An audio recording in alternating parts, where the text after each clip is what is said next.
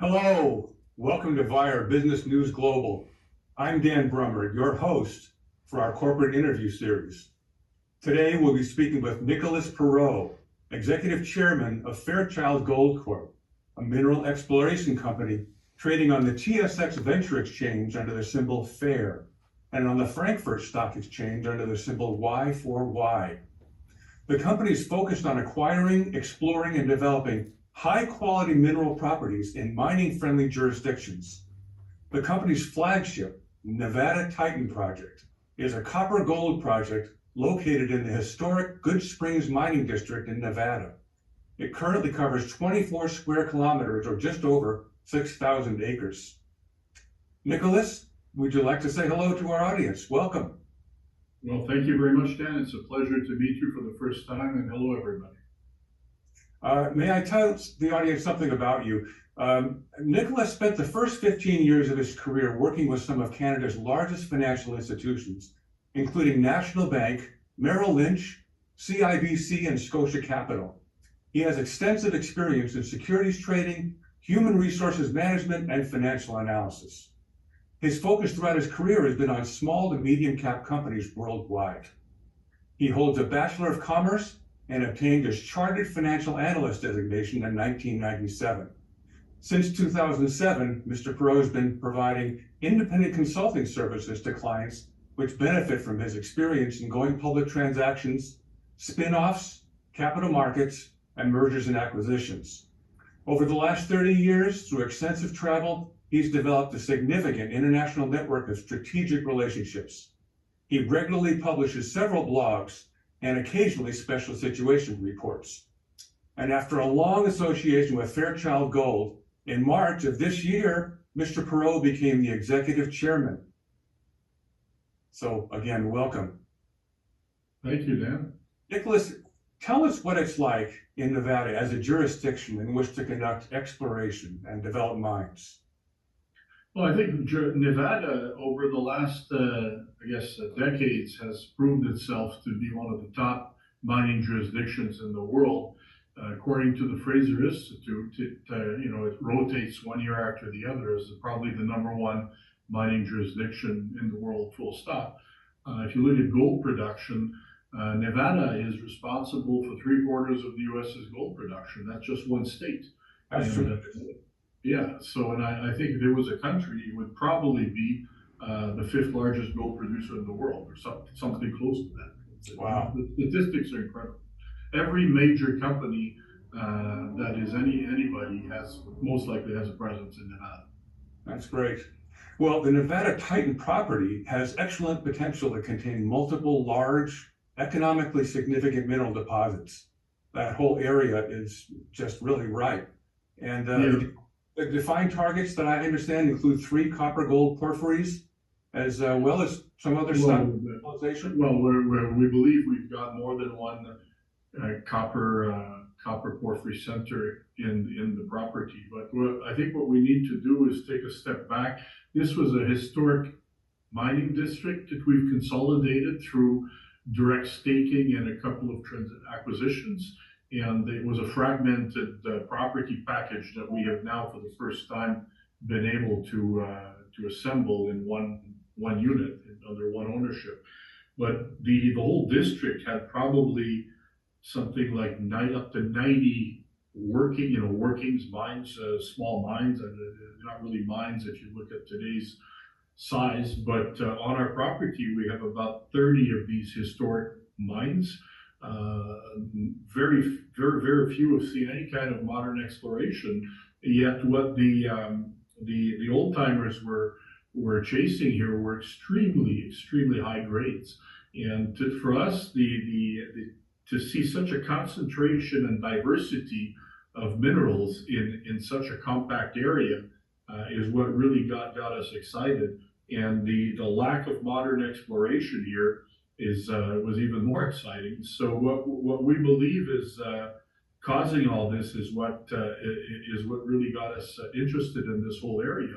You don't have such a concentration of diverse mineralized structures, extremely high grade in one area, without a reason. And we believe that the old timers didn't really understand. They did have the technology and I guess the knowledge that has been developed over the past century to comprehend what's really going on here. And we believe that the cause of all this high-grade mining activity is a powerful porphyry system, a system of depth that's causing all this. Well, it's really been overlooked, is my understanding. Absolutely. Look, when we walked into this area, Dan, it's almost like we went into a time warp. Basically, it's like they just dropped everything and left. During World War II, at the beginning of World War II, there was some laws that passed, and a lot of the small mining activity was by law had to shut down because of the war effort. And for some reason, there's never been really any renewed interest in this area. And it's so close to infrastructure for us that it was a bit of a shock. It's just like less than an hour away from Las Vegas, right? Yeah, it's about 40-minute drive, 12-minute chopper ride. That's just tremendous. I mean, and infrastructure is incredibly important for. We got power right to site. That's amazing. Which is unusual. A porphyry system, for those who may not be aware, a porphyry system is a geological phenomenon, which is it's centered on a type of volcanic or plutonic rock that's formed from a magma chamber, and that cools and solidifies over time, and they hold incredibly and economically important large deposits of valuable metals like copper and gold and molybdenum. Is there a likelihood that this is a tier 1 system? Well, time will tell, but I mean, the threshold of what is economic here, given our proximity to infrastructure, is not the same as if you're in the middle of nowhere. So the fact that we are so close to key infrastructure with road right to site, power, we don't have any seizure in the northern parts of Canada or the US, and you're dealing with remote locations with no infrastructure and big seasonal constraints, and in some cases First Nations challenges to deal with as well. Yeah, well, I mean, I get often asked the question, have you found anything? What do you mean, have we found anything? There's 30 mines that were active just in our little area alone, and the documented historical grades are completely insane. So it's not a question, is there something there? We're looking for the source of it. Yeah, and I understand a lot of it is very more or less on the surface. You're not going to have to go deep to find these things. Well, no, I guess I like to use the image, the fingers of what we believe is the porphyry system is what the old timers were mining. Obviously, we believe that the source is probably going to be a kilometer deep, but the fingers stick out on the mountain.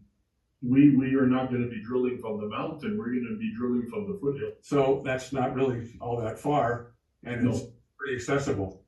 Now, I understand there are other commodities aside from the gold and copper, but silver and platinum group elements, PGE. And, so indeed, there are several, I guess, mineral events that have occurred here. So they didn't all occur at the same time. So we have these high-grade fingers are basically, you will see some gold, you will see some copper, and you'll see some other minerals, some gold and some PGM elements, but also as you go further away from where you have the copper and the gold, you'll see some of the historic base metal mines in the district. And they're well documented, and this actually fits very well with your typical porphyry model, where as you go further away from where we perceive to be the heat source, you'll have your base metals and your silver deposits. So it ticks all the right boxes. And also cobalt and antimony. Yeah. So I mean, obviously, that's these metals are more on the periphery of where we're focusing our activities. So there is great cobalt potential here, but that's not the focus of our work. That's something we may elect to joint venture to other players. So a multi-commodity system really means giving rise to multiple revenue streams from the copper and the gold and the minerals like antimony is a critical mineral for defense Yeah, but that's something we'll potentially look to joint venture these targets to other companies. Our focus, to be quite fair, and I want to be transparent with everybody, is copper and gold.